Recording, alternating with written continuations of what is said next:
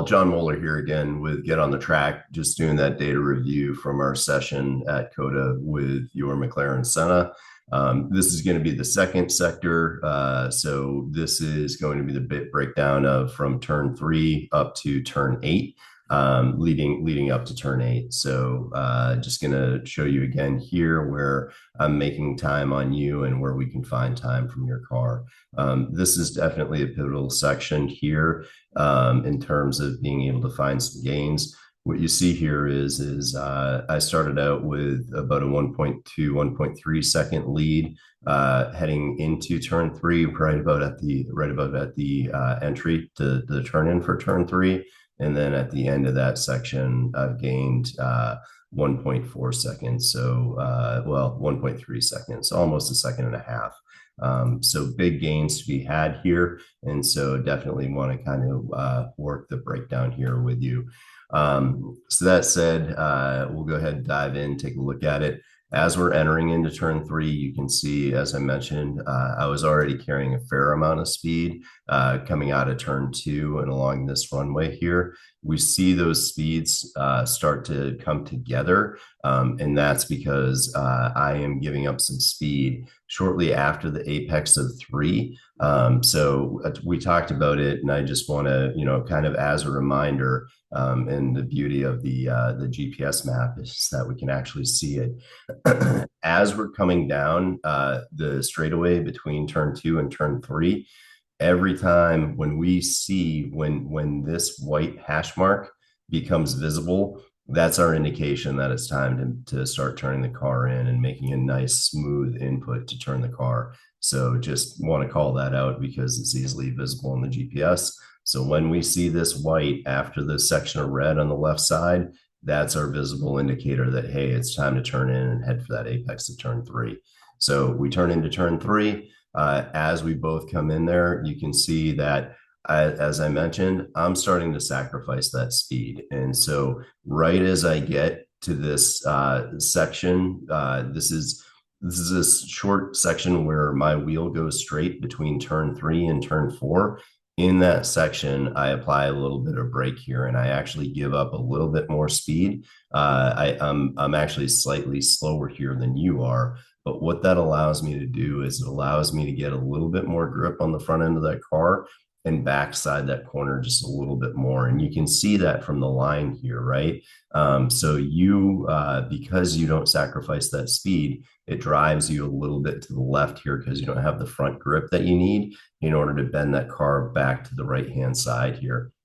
What that does, it allows me to set up slightly better for turn 5 and then allows me to get on that gas for turn 5.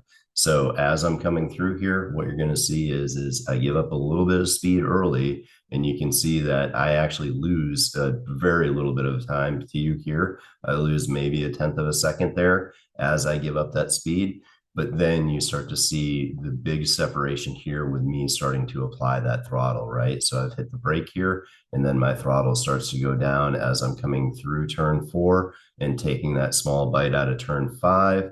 I give up a little bit of throttle here again in order to get the car to turn for turn 5. I've actually got less throttle than you at that point.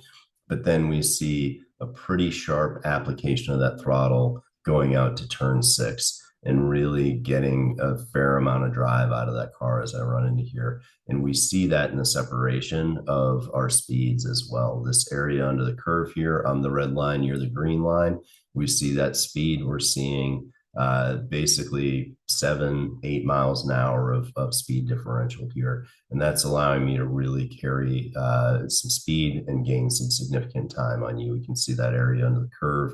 All of that is me gaining time on you.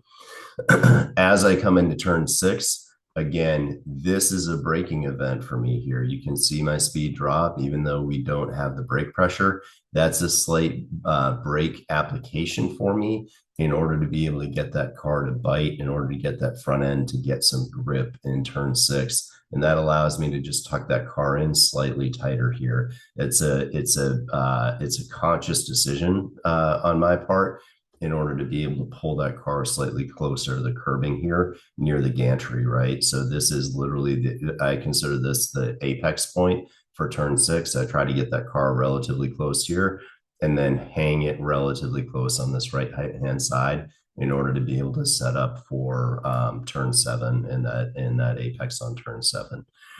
So coming through 7 and coming through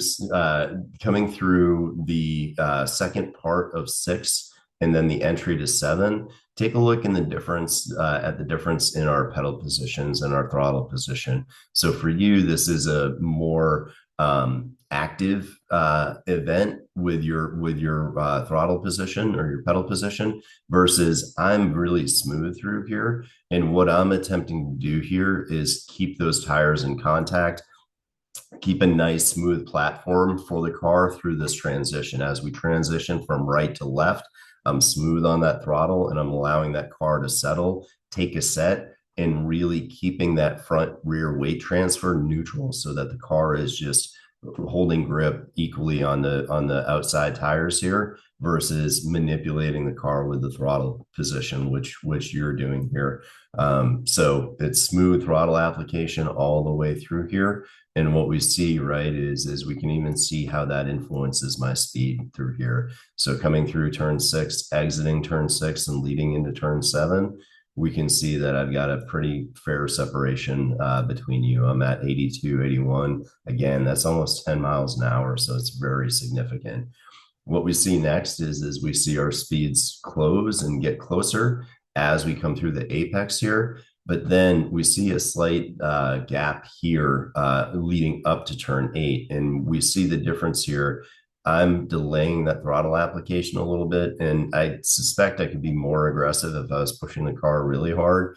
But we see a slight delay in my throttle application. And then as that elevation starts to grip and make that front end grip, I start applying that throttle. And I gain just a little bit more time on you as we see this area under the curve for the speeds, right? So I do sacrifice a little bit. So that's 2.4 seconds. It drops down a little bit, give up like a couple hundredths here. But then we start to see I gain a little bit more time as I start leading into that entry of 8. It's not massive, right? But it is a little bit. And then turn 8, I'm going to go ahead and cycle to the next sector. I've got that in the next video, but there's some really telling stuff. Turn 8, turn 9. And that said, I'll call it out in the other video, but I actually have to circle back to your second fastest lap because you got caught in traffic as we came up here previously, or in this, your fastest lap. So yeah, go ahead, check out the next session. Let me know if you have any questions on this one. Thanks.